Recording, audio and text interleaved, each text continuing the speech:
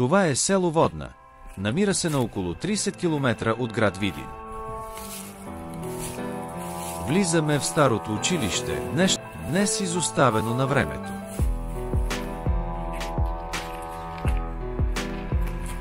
Както се вижда, врати и прозорци няма и цялата е изрисувана с графити.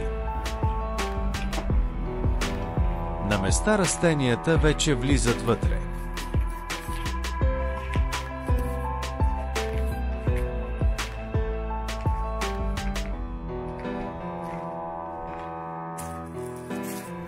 Подът е напукан и обсипан с отломки. Отвън сградата е обградена от растителност. Таванът също се руши.